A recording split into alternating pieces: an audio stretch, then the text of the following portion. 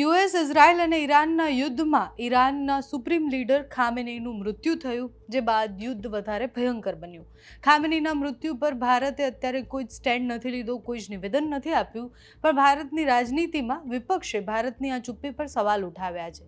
સાથે જ ખામેનેઈના મૃત્યુ પર દુઃખ વ્યક્ત કરી અને અનેક લોકોએ સવાલો પણ કર્યા છે, જેમાં પ્રિયંકા ગાંધીથી લઈને ઓવૈસી બધાએ ટ્વિટર પર પોસ્ટ કરીને કહ્યું છે કે આ ખૂબ ખોટું થયું છે. કોંગ્રેસના રાષ્ટ્રીય મહાસચિવ પ્રિયંકા ગાંધીએ એક્સ પર લખ્યું કે લોકશાહી દુનિયાના કહેવાતા નેતાઓ દ્વારા એક સ્વતંત્ર દેશના નેતૃત્વને નિશાન બનાવી અને જે કરવામાં આવ્યું છે ખૂબ ખોટું અને નિંદનીય છે. નિર્દોષ લોકોના મૃત્યુ આ એક ઘૃણાસ્પદ છે. એના ઉપર કડક શબ્દોમાં વિરોધ થવો જોઈએ.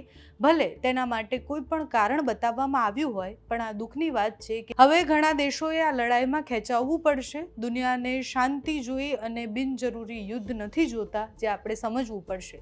જે લોકો આ પરિસ્થિતિની જવાબદારી સંભાળી રહ્યા છે તેમને મહાત્મા ગાંધીની વાત યાદ રાખવી જોઈએ કે આંખના બદલે આંખ આખી દુનિયાને અંધ કરી દેશે.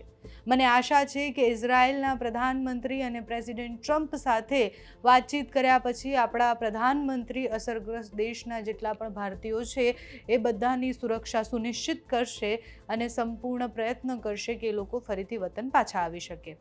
સાથે જ એઆઈએમઆઈએમના વડા અને હૈદરાબાદના સાંસદ અસદુદ્દીન ઓવૈસીએ પણ ખામેનેઈના મૃત્યુની નિંદા કરી છે. તેમણે લખ્યું કે ઈરાન પર ટ્રમ્પ અને ઇઝરાયલ દ્વારા કરવામાં આવેલા હુમલા સંપૂર્ણપણે નિંદનીય છે. આ ત્યારે થયું કે જ્યારે જીનીવામાં ઈરાન અને અમેરિકા વચ્ચે વાતચીત થઈ રહી હતી. પૂરા ઈરાનમાં 200થી વધુ લોકો મર્યા છે, તેમાં 108 લોકો ત્યારે મર્યા જ્યારે છોકરીઓ શાળાએ હતી અને શાળામાં હુમલો કરવામાં આવ્યો. આયાતુલ્લા ખામેનની હત્યા એ ખૂબ ખોટી છે, ગેરકાયદેસર કામ છે. મારી તરફથી ઊંડી સંવેદના છે. ઈરાન પર આ હુમલા શક્ય તેટલા જલ્દી બંધ થવા જોઈએ, નહીં તો આખું વિશ્વ અસ્થિરતા તરફ ધકેલાઈ જશે. આપણે યાદ રાખવું જોઈએ કે આ વિસ્તારમાં લગભગ 10 મિલિયન ભારતીયો પણ વસે છે. ઈરાન અને ઇઝરાયલનો હુમલો, અફઘાનિસ્તાન અને પાકિસ્તાનનો હુમલો બતાવે છે કે ઇઝરાયલ અને પાકિસ્તાન પોતાના પડોશીઓ સાથે હુમલા કરવાની વૃત્તિ ધરાવે છે, જેની નીચે એક શાયરી પણ લખવામાં આવી અને પછી આખી પોતાની વાત જે છે એ શાયરીથી પણ એમને વ્યક્ત કરી. ખામેનેઈના મૃત્યુ પછી આમ આદમી પાર્ટીના નેતા અને રાજ્યસભાના સાંસદ સંજય સિંહે પણ પ્રતિક્રિયા આપી. તેમણે લખ્યું કે ભારતે એક વિશ્વસનીય મિત્ર ગુમાવ્યો છે.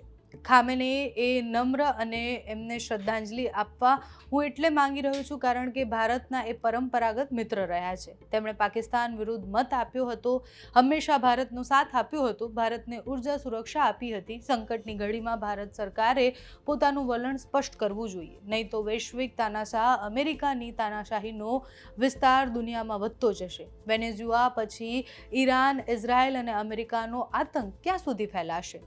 જમ્મુ કાશ્મીરના મુખ્યમંત્રી ઉમર અબ્દુલ્લાએ પણ ઈરાનની આ હાલત પર ટ્વીટ કરી અને લખ્યું કે ઈરાનમાં ચાલી રહેલી ઘટનાઓને લઈને હું ખૂબ ચિંતિત છું, જેમાં ઈરાનના સુપ્રીમ લીડર એ ખામેનેઈનું મૃત્યુ પણ ખૂબ ખોટું છે. હું તમામ સમાજોને અપીલ કરું છું કે તેઓ શાંતિ અને અત્યારે જે સ્થિતિ છે એમાં સંયમતા રાખે, કોઈ પણ ખોટા પગલાં ન ભરે, અત્યારે તણાવ અને અશાંતિ ન ફેલાય તેની ખાતરી આપે અને સાથે જ જમ્મુ કાશ્મીરમાં જે લોકો શોક વ્યક્ત કરી રહ્યા છે તેમને શાંતિથી શોક મનાવવા દેવામાં આવે. પોલીસ અને પ્રશાસન ખૂબ સંયમ રાખી અને કામ કરે, કડક પગલાં લેવાની જરૂર પડે ત્યાં લે, પણ અત્યારે સંયમ રાખવાની ખૂબ જરૂર છે. ભારતભરમાં શિયા સમુદાયના ખામેનેઈના મૃત્યુ પર શોક મનાવવાના દ્રશ્ય સામે આવ્યા. દિલ્હીથી લઈને ઉત્તર પ્રદેશથી લઈને જમ્મુ કાશ્મીર, હૈદરાબાદ બધી જ જગ્યાએથી વિડીયો સામે આવ્યા, જેમાં ત્યાંના શિયા સમુદાયના લોકો વિરોધ પણ કરી રહ્યા છે અને સાથે શોક પણ વ્યક્ત કરી રહ્યા છે. દેશના વિવિધ ભાગોમાં અમેરિકા અને ઇઝરાયલ વિરુદ્ધ નારેબાજી પણ થઈ અને પ્રદર્શનો પણ થયા. હવે આગળ જતાં યુદ્ધ કઈ તરફ જાય છે એની તમામ માહિતી તમારા સુધી પહોંચાડતા રહીશું. અત્યારે આ વિડીયોમાં બસ આટલું જ. જો તમે અમને યુટ્યુબ પર જોઈ રહ્યા હોય તો સબસ્ક્રાઇબ કરજો, ફેસબુક પર જોઈ રહ્યા હોય તો ફોલો કરજો, અમારા વિડીયોને લાઇક અને શેર કરજો.